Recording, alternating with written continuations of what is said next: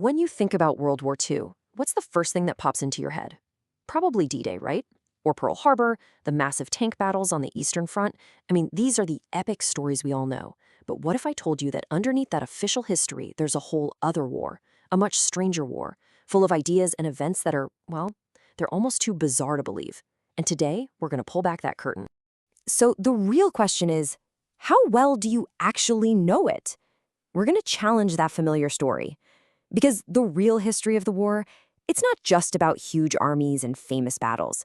It's also a story of really strange inventions, hidden truths, and just incredible human experiences that have mostly been left in the footnotes. I mean, can you believe this was a war where the United States military seriously developed a plan to attach tiny little firebombs to thousands of bats? Yeah, bats. The idea was to release them over Japan, they'd go roost in all the wooden buildings, and then boom, uncontrollable fires. It was a real project, codenamed X-Ray. It was also a war where the fate of the entire Atlantic Ocean and all those vital supply ships, it all came down to a secret team of mathematicians, logicians, and frankly, eccentrics, all huddled away in a country house called Bletchley Park. And they were in a desperate race to crack a German machine that was supposed to be unbreakable. And, maybe most incredibly, it was a war that left behind these massive concrete scars on the landscape, these fortresses of death that have since been transformed in the most amazing ways, even into symbols of life and peace. So yeah, these are the kinds of stories we're going to get into. This is the hidden history of the Second World War. So here's our game plan. We'll start with the War of Secrets and that race to crack the Enigma code. Then we'll explore the unconventional battlefield and some of the era's weirder weapons. After that, we'll dive into the human side of the war, focusing on some overlooked stories. Then we'll look at how the actual architecture of the conflict has been reborn. And finally, we'll tackle some of the myths and memories that still shape how we see it all. All right, first up, the War of Secrets. Right at the very heart of Nazi Germany's command and control was a machine that was supposed to make their communications 100% secure. And this was it, the Enigma. If you just looked at it, you might think, oh, it's just a typewriter in a box. But inside, it was an absolute marvel of engineering for its time. It was designed to create a code so complex that the number of possible combinations was just astronomical. We're talking more combinations than there are atoms in the known universe. For Germany, this thing was the nerve center of the entire war effort. It coordinated everything from the Blitzkrieg on land to their deadly U-boat wolf packs out at sea. So what made it so tough to crack? Well, check this out. Every single time an operator pressed a key, an electrical signal went on this wild journey. First, it hits the plug board, which swaps the letter for another one. Then that signal zips through a series of 3 or 4 rotating scramblers, the rotors. Then a reflector at the end bounced the signal back through the rotors, but on a totally different path. And here's the kicker. With every single key press, those rotors clicked forward, changing the entire electrical circuit. That meant if you typed the letter A twice in a row, you'd get 2 completely different encrypted letters back.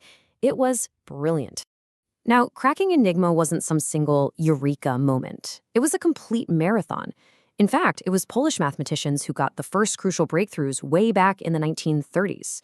Their work laid the foundation for the whole British effort at Bletchley Park, led by people like Alan Turing. They built these incredible machines, they called them bombs, that could test thousands of possible Enigma settings every single second. But it was this constant cat-and-mouse game. Just when the Allies would crack a code, the Germans would add another rotor or change up their procedures, and boom, the Allies were back in the dark.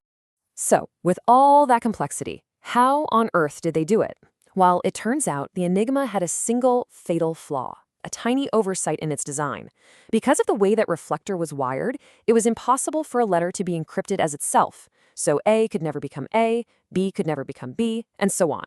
Now, that might sound like a really small detail, but for the codebreakers, it was a massive foothold. It allowed them to rule out countless possibilities right away, and it was a key weakness that those Bombay machines were built to exploit. A tiny design choice with absolutely monumental consequences.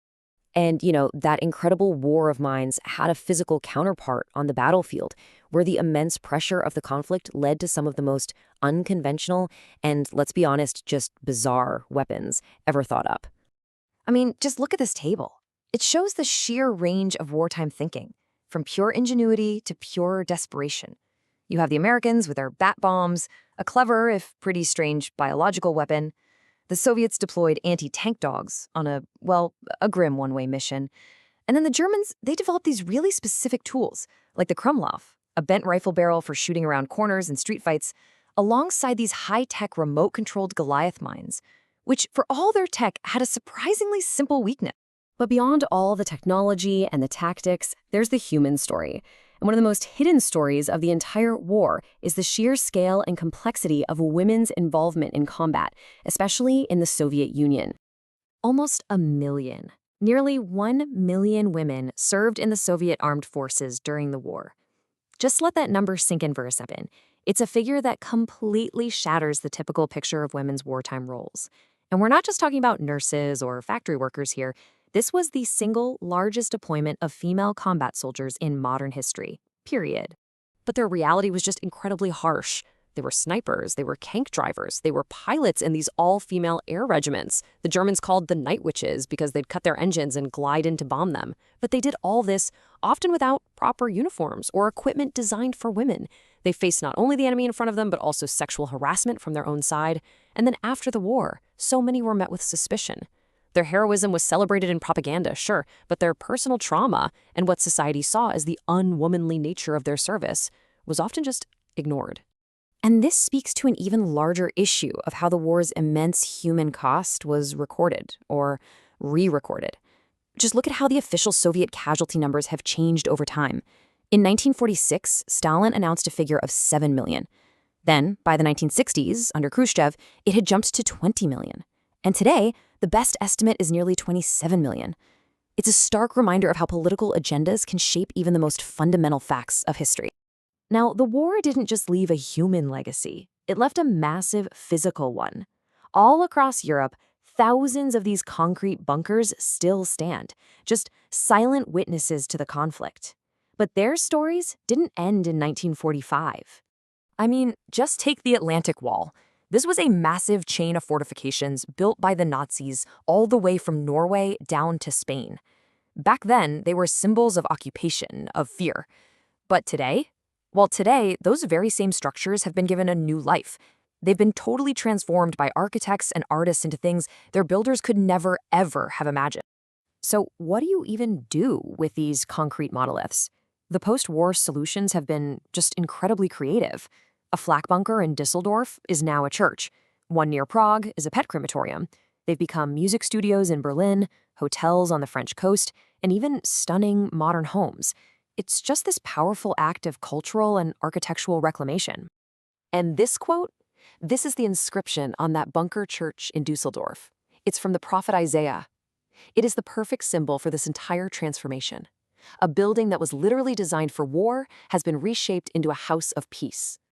And that idea of transformation leads us right into our final section, the myths that have grown up around the war.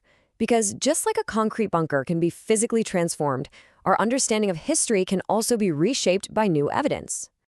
Okay, let's tackle a really persistent myth, one that came right out of Soviet-era propaganda, that the USSR defeated Nazi Germany all by themselves.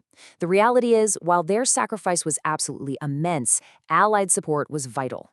The American Lend-Lease program sent huge amounts of material. We're talking everything from locomotives to boots to, get this, the very trucks that carried the famous Katyusha rocket launchers. And here's another key myth. This one about when the war even began for the Soviet Union. The official story always starts with that surprise German invasion in June 1941, but that version of history erases a crucial and very uncomfortable fact. In September 1939, just 16 days after Hitler invaded Poland, the Soviet Union invaded from the east, carving up the country as part of a secret pact they had made with the Nazis. So from secret codes and bat bombs to the forgotten stories of female soldiers and the complete rewriting of the historical timeline itself, the history of World War II is just so much more complex and so much stranger than we often remember. It really makes you wonder, if all of this was buried for so long, what other truths are still out there, just waiting to be uncovered?